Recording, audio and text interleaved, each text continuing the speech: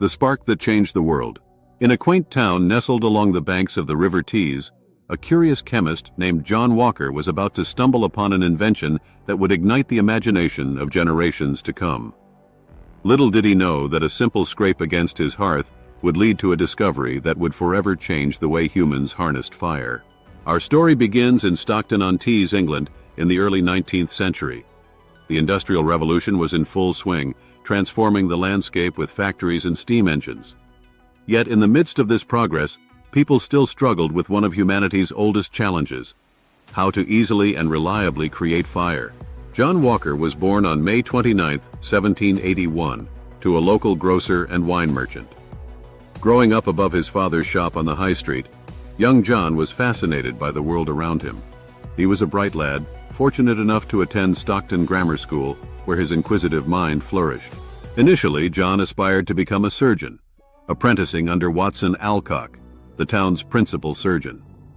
However, the sight of blood and the graphic nature of operations proved too much for the sensitive young man. Undeterred by this setback, John's curiosity led him down a different path: the world of chemistry. After studying chemistry, mineralogy, and botany in Durham and York, John returned to his beloved Stockton-on-Tees.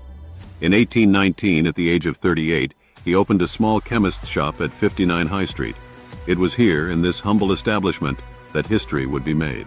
John's shop was a treasure trove of curiosities.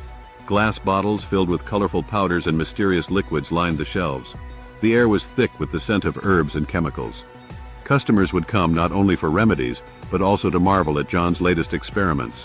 One area of particular interest to John was the creation of fire.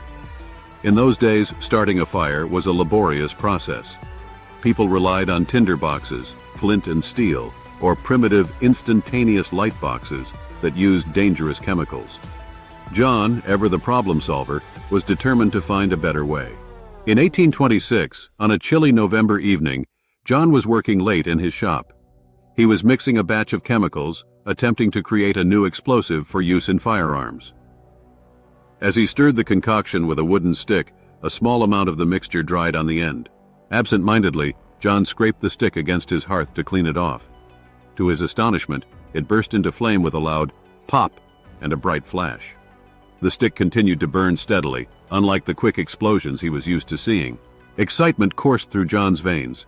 He quickly repeated the experiment, dipping more wooden splints into his mixture and striking them against rough surfaces. Each time the result was the same: a steady, controlled flame. John realized he had stumbled upon something revolutionary. He had created the world's first friction match. Over the next few months, John refined his invention. He experimented with different wood types and chemical compositions, seeking the perfect balance of reliability and safety. By April 1827, he was ready to introduce his friction lights to the world. On April 7, 1827, John made his first sale of friction matches to Mr. Hickson, a local solicitor.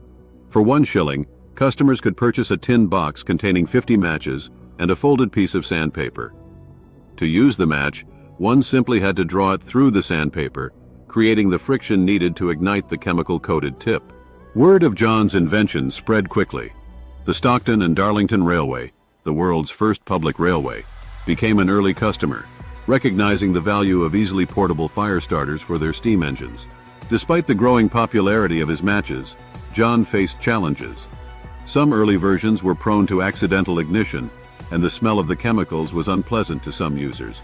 But John persevered, continually improving his design. Curiously, John never patented his invention.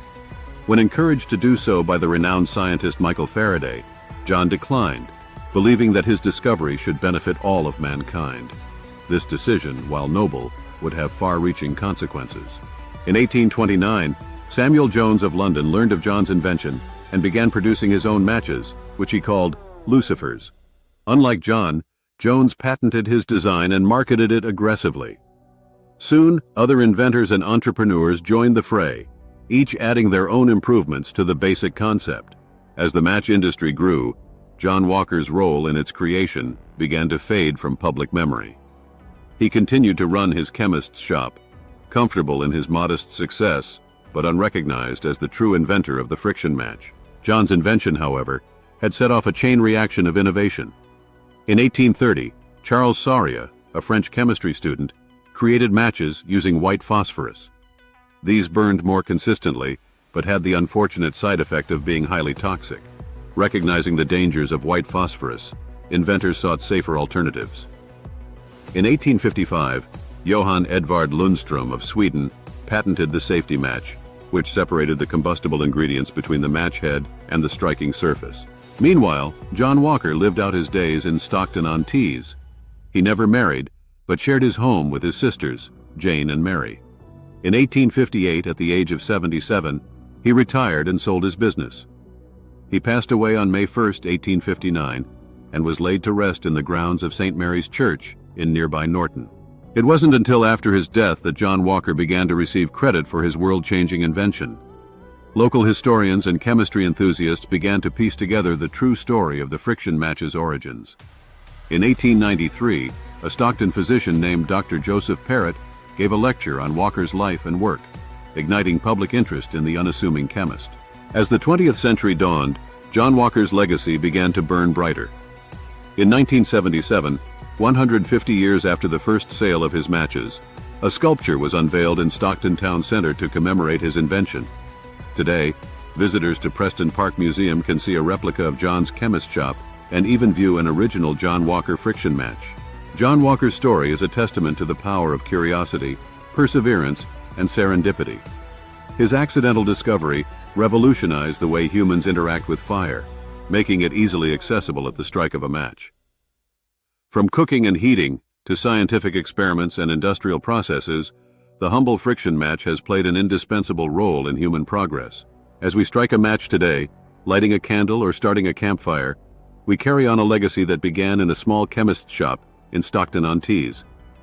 John Walker may not have sought fame or fortune, but his spark of genius continues to illuminate our world, reminding us that even the smallest actions can have world-changing consequences.